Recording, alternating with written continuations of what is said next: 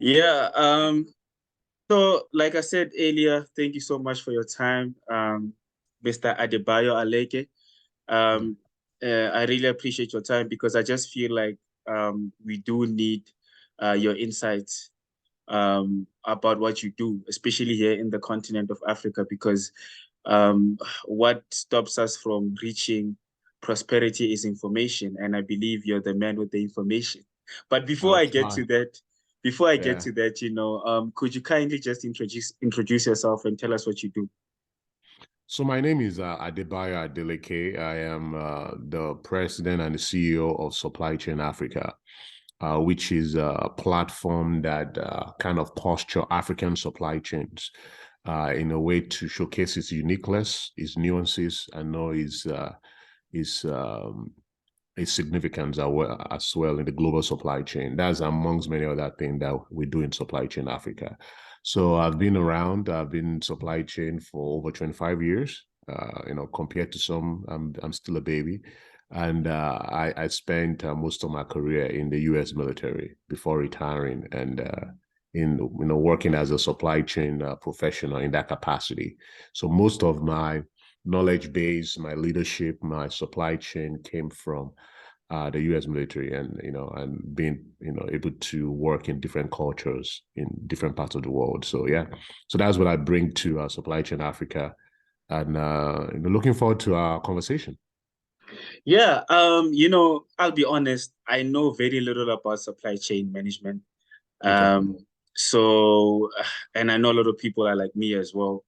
What is the business of supply chain management? So business of supply chain is all the processes and everything that is involved from the conception of or the cradle, what we call it the cradle to grave, all the processes and all um, the tasks, the people involved from the beginning of a concept of a Mm, product to the end of the product. Does that make sense? So yeah. that means that the product doesn't end with the consumer. The product ends when the product re-enters the heart again, either through Mm, disposal or through recycling.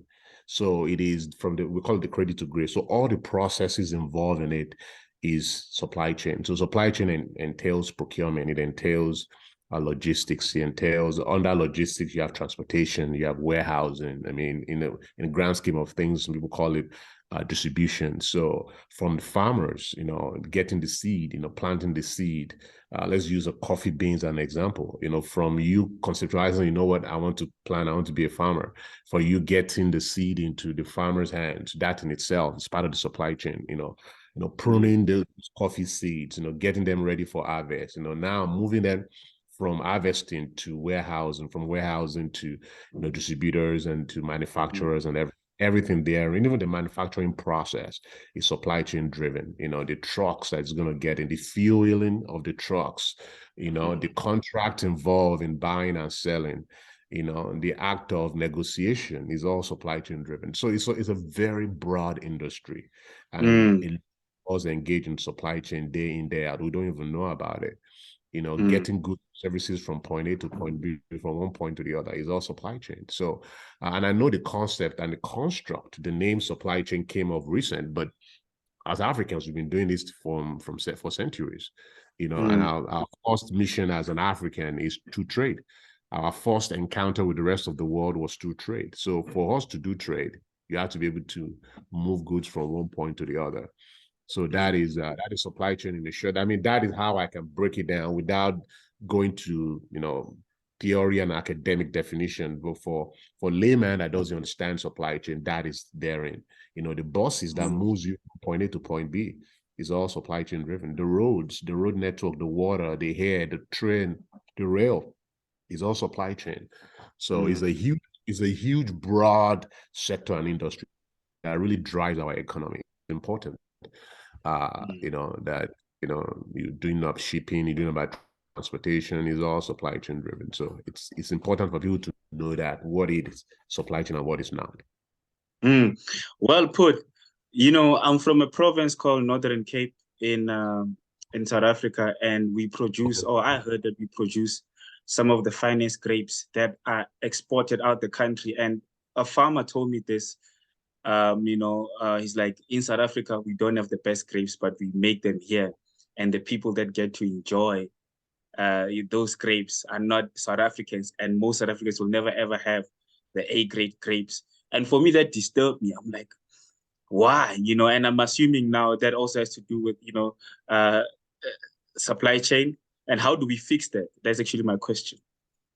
So there is a lot that goes in it. This is where governance and economic policies is part of supply chain. It's what drives supply chain, because you can't really move goods and services, especially across border internationally, if governance that sets out the economic policy of what needs to be done. And there's no reason why South Africans shouldn't be enjoying the grapes that they've really worked hard to do, but the rest of the world is enjoying it because most of these things are done to cater to a certain degree. So, for example, let's say I'm a French company, and I want to contract my grapes to be produced in South Africa. I will give them the right certain requirement because for grapes to enter France, hypothetically, for grapes to enter France, they have to meet certain grade. You can't just bring any grapes to it. They have to meet certain requirements. And it's better for South Africa to meet that certain requirement, but instead of them to be turning those grapes in France, right? So that's why, and maybe South Africa doesn't even have the sort, so maybe they have no expectation of their grapes, or they don't even have any expectation of it. I don't know. I've not delved into that. But to be very interesting to see, what does South African government expect for their grape farmers? Up to might not be up to what the rest of the world is asking of them, because the rest of the world, they have this requirement of wine, so for you to produce this kind of wine and to get these grapes to the press, it needs to meet this grade. And maybe the rest of the South African, what, why should I do this for South Africans? They don't require it. Let me just produce for people that requires it. And so those are the things, the nuances that works in it before. So in a procurement process, it's part of the supply chain, is like, if I'm going to buy a product, I want this product to be this. Can you produce? We can.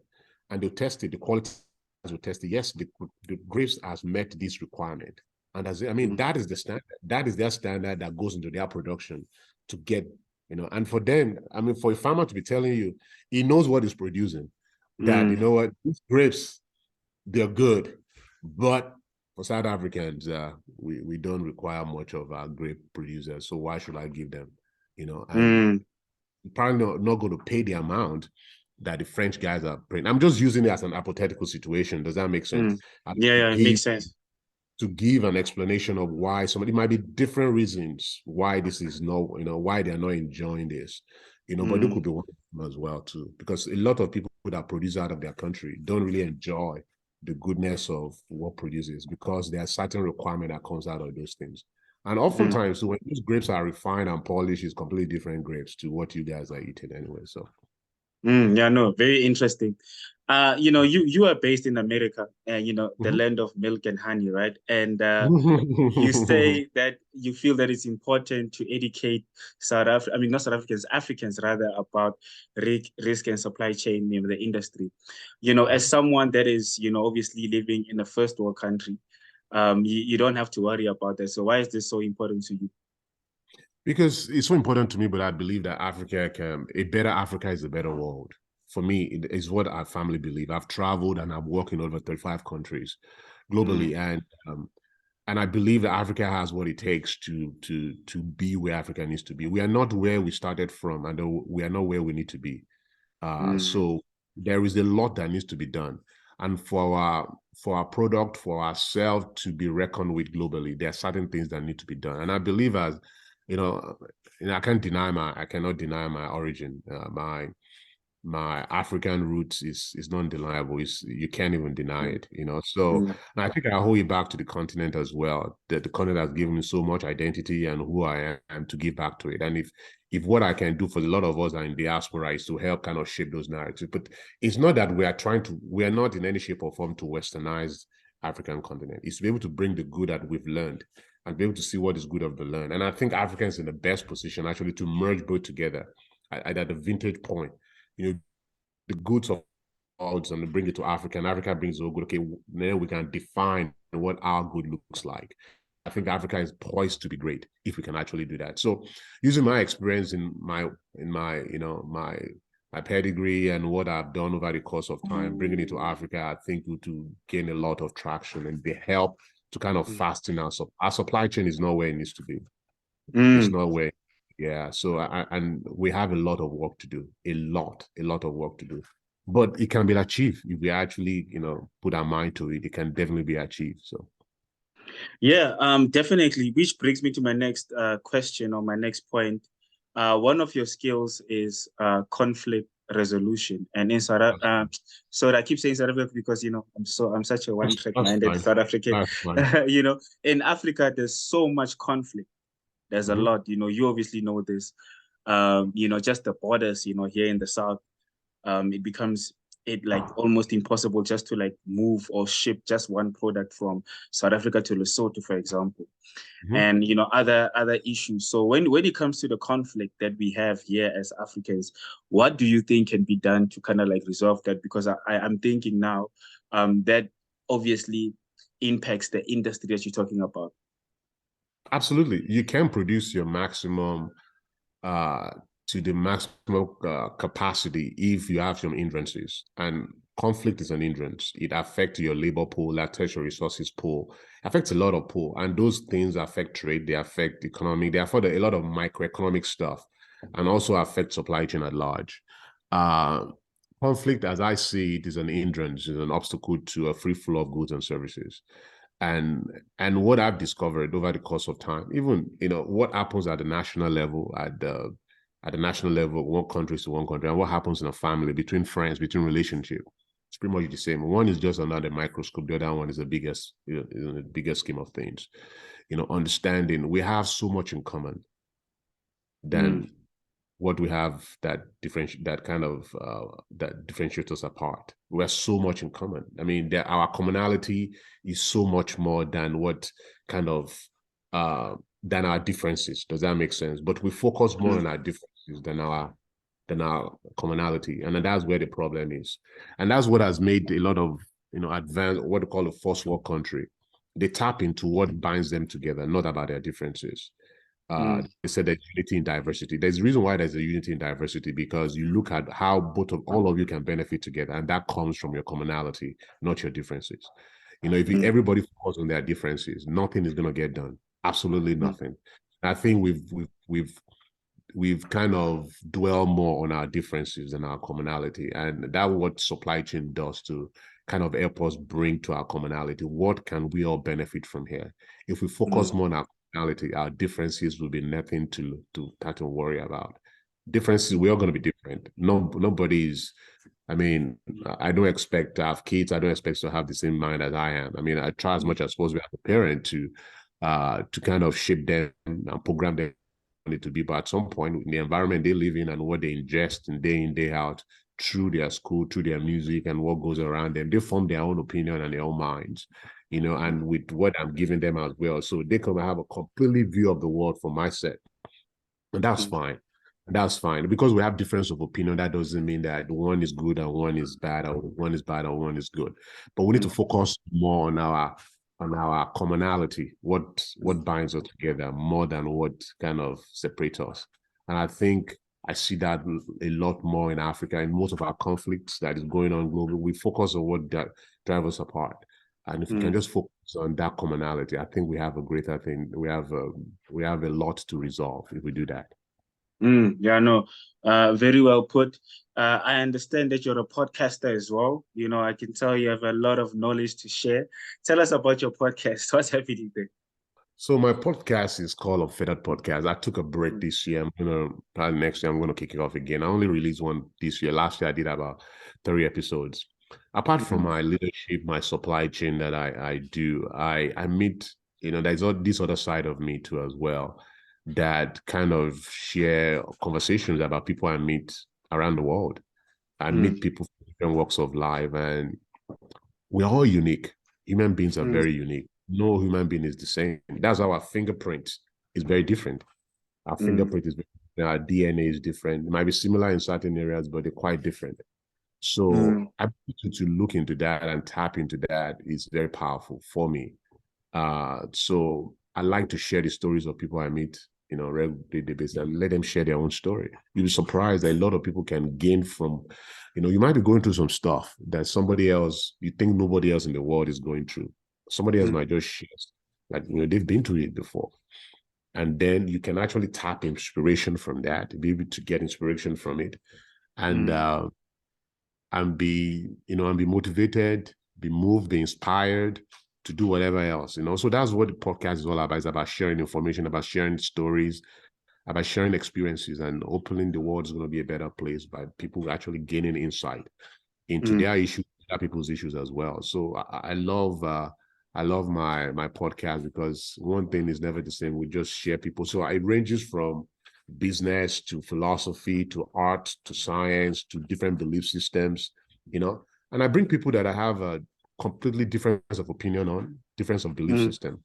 It's not because they don't, that belief system doesn't align with me. It's not because that I disagree with them. I just want to learn more about their belief system. I mean, because I'm sharing the platform with them doesn't mean that I'm kind of sucking in all their belief system. It's just, I want to understand more, and I want the world to understand more as well, because we oftentimes hate or we don't know what we don't understand. We reject what we don't understand oftentimes. A lot of our biases and prejudices comes from what we don't understand. So ability to gain understanding to things maybe reduces our biases and prejudices. It's one of the craziest things in the world we live in. The biases and prejudices that surround us. The one that we came in with life, the one our parents gave us, the environment we live in. We all grew up in certain biases and prejudices. So ability to kind of shred those biases and prejudices kind of give us a better understanding of our humanity. And if we get a better understanding of humanity, we'll be able to be a better person, and our world will be a better place. Wow. Yeah, I think you must do more episodes. We need that. So can't wait for you to come back. You know, I feel like Africa, the continent, is behind when it comes to tech.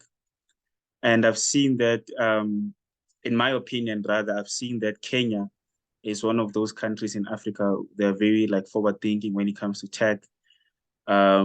So, you know, being a well-traveled person, when you look at the continent of Africa, why is tech number one? Why are we so behind? And number two, which country do you think is going to be at the forefront when it comes to like tech? You're talking about technology? Yeah, technology, yes. Yeah. Almost every African country is going tech now, almost every one of them. You can look at how the funding, people are funding different tech startups. Kenya, Nigeria, this South Africa is coming up as well. The reason why tech is number one and why we're lacking behind in skill set and whatnot is because, you know, we have this framework of, you know, certification and academics, you know, not too many people, but we are getting the balance of, you don't have to go to school to make it nowadays, you know, so that is kind of bridging the gap a bit. But the reason why tech is very important to Africa is because due to colonization and a lot of things that have happened historically to the continent, we missed a lot of our industrial, what we call our period of industrialization, which a lot of people believe that, you know, for the most first world, they went through industrialization. They went through different phases to be where they are today. But for Africa, those things might not be afforded to us. The essence of industrialization, now we have climate change, we have labor shortages and everything. Now, look at when those first world went through those eras of industrialization. There wasn't no labor shortage. There's no child labor back then. There was nobody. People are using their kids for farming and all those things. There wasn't climate issue back then that everyone was clamoring. But the situation is completely different for Africa right now. But for us to be able to catch up, at least to bridge the gap between what the world is expecting, and for Africa to be that producer to the rest of the world, that's something God to give. And that is true leapfrogging, and technology is going to help us to leapfrog a lot of this industrialization. Is to help us to leapfrog it, and we're going to bridge those gaps through technology. Like one of my friends always say that technology is going to save us all, and I think it's looking like it. But certain things, technology can only be overlaid processes that are well defined, that make sense. So you can't just do technology for everything. It has to make sense. It has to be something that needs to be amplified and make world and make our humanity better and make our banking or whatever better. But there has to be a process in place. And I think that's what we're still lacking behind, why technology hasn't caught fire as it's supposed to. It's catching fire, but not at that rate. So once we start getting all these processes in place of what we want to do, is it farming, is it mining, is it healthcare and whatnot, I think Africa is going to be primed for a lot of successes. Yeah, lastly, yeah, that sounds amazing, but the fuel price is crazy right now in our country, even for people to just move around. Now I can imagine moving goods. How do we bypass that big problem? It's going to be a while. There's no cookie cutter solution to it. The pivoting of Africa and reliance on fossil fuel is one thing that, I mean, that needs to be addressed. Moving, using renewable energy to power everything that we use will definitely reduce. Our mobility will not be dependent on fossil fuel, and that's what we're experiencing right now. But because fossil fuel is probably the most direct source of energy for Africans, because it has a lot of byproducts to it. That's why we're still kind of, how do I put it, drunk on fossil fuel. But is where the leadership and economic policy pivoting has to be. The leaders that we are electing has to make those, is a conscious and a concerted effort to make sure that our reliance on fossil fuel is reduced, so that our processes, our business, our life doesn't get to a screeching halt because of fuel prices. I mean, this is high. I mean, with Russia, Ukraine war happening, fuel prices going on, a lot of, we have Europe in energy crisis during the winter, the LNGs. I mean, all these things they are very linked. Nothing is done in isolation in the world we live in today. Globalization has come to stay, so all these things affect, and countries like Africa that have heavy reliance on this thing will feel the pain a bit. So I completely understand. I mean, in the US too, we had high fuel prices for the whole summer. It wasn't funny. People are buying gas at $6 a gallon. Something a year before was like $1.48.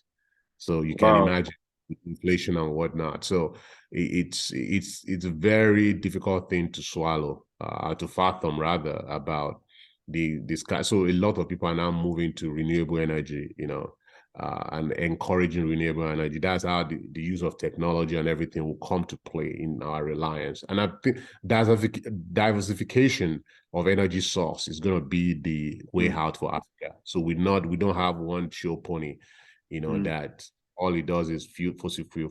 We need to diversify into different energy source, so that at any point in time, one is not working, we can actually revert to the other. So yeah, that's it. Thank you so much for your time. I can talk so I can go in and go on. I was going to ask you about I feel like just observing and watching the news, Africa is like being painted as like the country that's adding a lot to climate, the climate change. And I just, I'm like, I don't necessarily agree. They're not saying it like that, but it's like, African Development Bank is always getting funding to deal with this issue.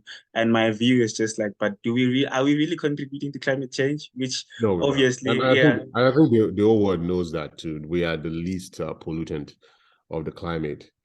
And African culturally, our culture is very, very respectful of our environment. I mean, almost every African culture has some kind of affinity for the culture, the nature. I mean, almost every culture, at least in my culture, we respect nature a lot. And most of our processes, most of our indigenous methods has something about reusing of what we have already used and respectful of our culture, research of nature. So it will be very disingenuous for anyone to make the such postulation that Africa is a very pollutant. I mean, understand that people that are trying to put it, but unfortunately, we are the one, because of the way the world is, the world is scripted and the way the world is kind of formed. We're always going to be the one that's going to get the short end of the stick. What happens in the global scheme of things some polluting, God knows, 10,000 miles away, we're going to feel the wrath over here because of the way the world is. So these whole global issue, this whole climate change is a global issue, because if you do, you are not a pollutant, but if you don't do anything about it, you're going to end one way or the other. So it requires all hands on deck to be able to fix this. Yes, we all know that Africa is not the largest pollutant, but we have a lot of work to do. Though we are not polluting, but we need a lot of work to do on our hands, so that whenever it's happening around the world, we're not. Look at a lot of countries in Pakistan was flooded. Nigeria experienced flooding. I mean, almost every African country has one thing or the other that has kind of been attributed to climate change effect. You know, so it is important. Yes, we are not, but I mean, we'll do as much as we can to continue on our trajectory, or to double up our effort in making sure that we are constantly monitoring our pollution and reducing our footprint, carbon footprint and whatnot. But whatever happens in the other part of the world, we can definitely get affected here too as well. There's so many ways, in so many, in so many ways. So, yeah, it's a very interesting thing. But the world is actually getting on notice right now. I think our livelihood is being threatened if we don't get on board with climate change. And I think everybody gets it now that it's not an afterthought. It is the real thought now. Thank you so much for your time. And, just my last remark, you need to go back to that podcast. We need it, and just, keep at it. But other than that, thank you so much for your time, Mr. Adebayo Adeleke. I appreciate it. Thank you so much for having me. I really, I don't take any of this for granted. So thank you so much. It's been a pleasure. All right. Sharp. Good morning. Good morning. Thank you much. All right, sharp.